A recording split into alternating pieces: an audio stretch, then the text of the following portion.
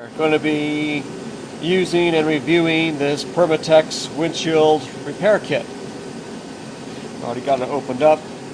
It comes with a syringe, some resin, some double sticky tape, a pedestal. You got a thumbtack in there, alcohol prep pad, razor blade.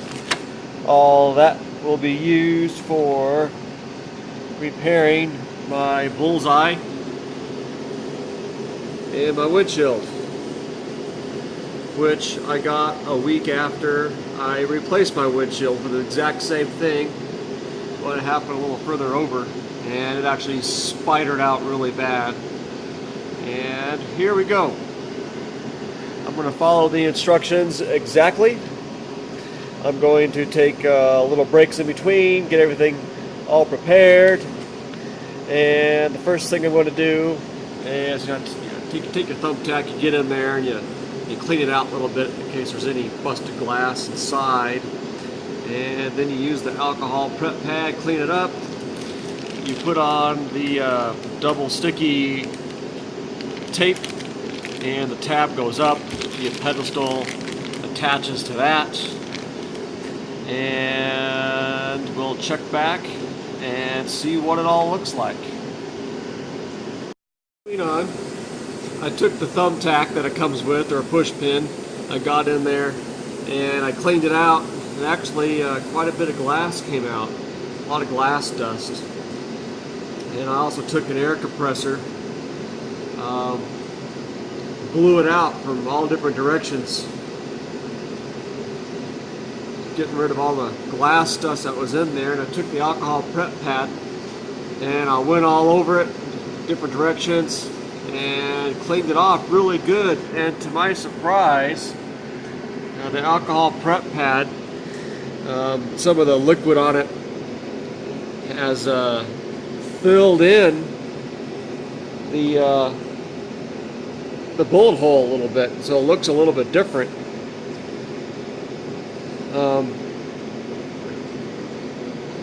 At this point, I'm not sure if the resin's going to penetrate as good as the alcohol did.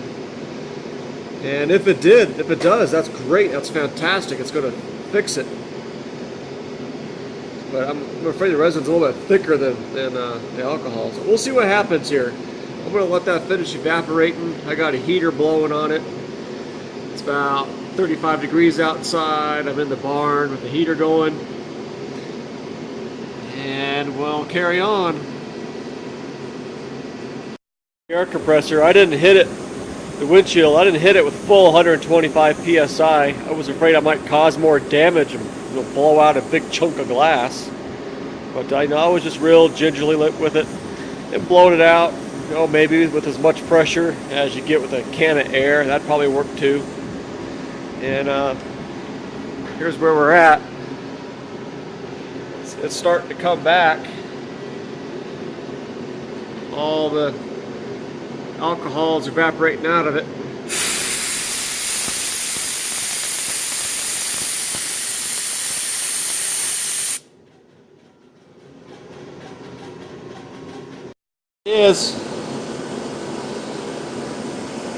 You gotta let it sit like that for 10 minutes, I believe.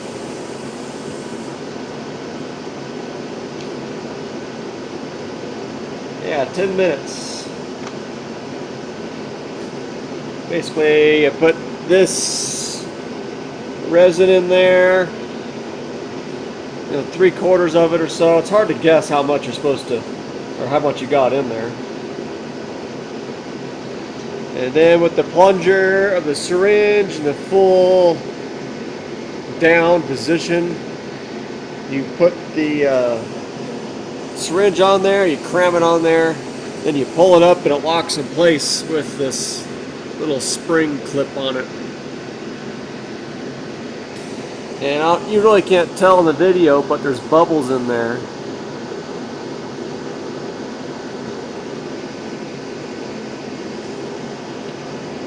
A lot of bubbles surfaced at first with the vacuum, but not so many now. Let's see what it looks like on the inside. Here it is on the inside. Trying to do all this one-handed, not working out. I could still see the bullet hole. I can see micro bubbles coming out. So far, I'm not real impressed. Looks like the micro bubbles are coming from the tape rather than the bullet hole, or the bullseye they call it. I keep calling it a bullet hole.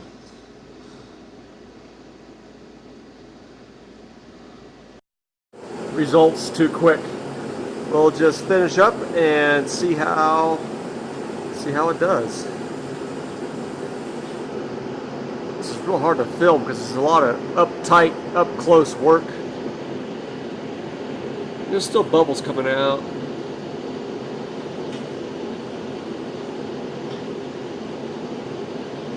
Put it this way, there's more bubbles coming out than there should be. I mean, we're just trying to apply a vacuum to a tiny area. There should be just a few micro bubbles. I think that should be it, but we're getting more bubbles than I think should come out. And I got this pushed on there really good. I didn't touch any of the sticky or the surfaces, so everything is at the maximum stick level that it comes with.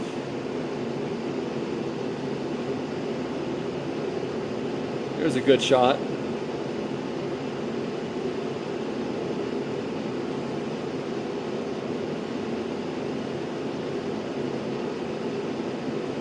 So at the end of 10 minutes, I pull this syringe off. Air goes inside the syringe. I'll actually relieve the pressure. Pull a syringe off. And then you put it back on. Oh, no. You pull a syringe off. And then you push the plunger down. And then you lock it in up here. I know what I'm doing. Oh, we'll just keep waiting.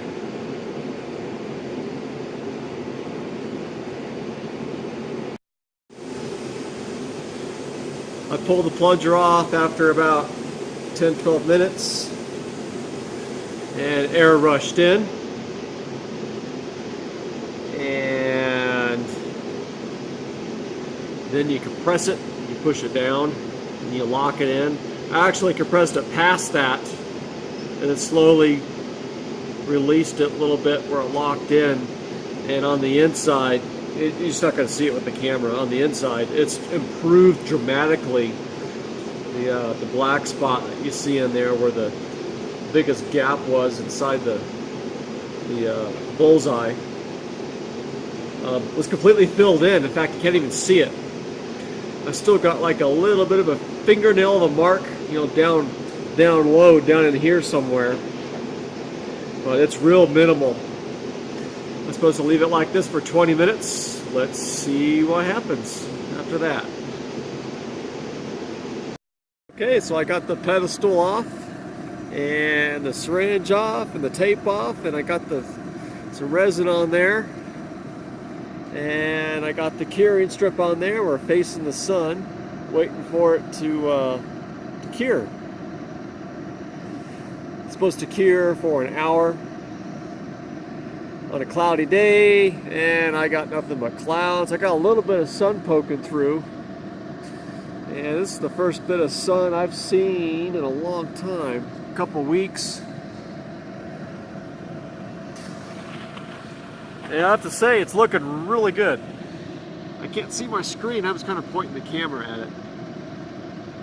There's a little bit of a blemish in there, but you know, so far I'm pretty impressed. We'll see how it looks when I get done.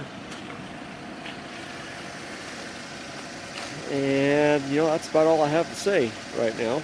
We'll just let it sit out here, idle with the heat on a little bit on the inside. It's supposed to do this when it's between 50 and 75 degrees. It's not going to get that hot here. Not for another few months. Not when it's January. So we'll just sit here, let it idle with the heat on a little bit, and go inside and have a slice of pizza. All finished and all done. And you know, it kind of depends what angle you get. It's down here, it looks pretty good, but if you go up here, it really pops. But I mean, it's not 100%. I wasn't expecting 100%. Nothing will be as good as original.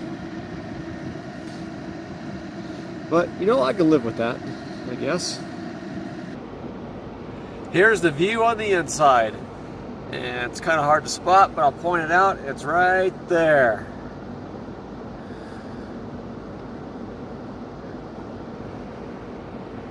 Not too shabby. And you know, the water spots on the windshield are about as, or worse than the spot itself. That's it right there. Right there.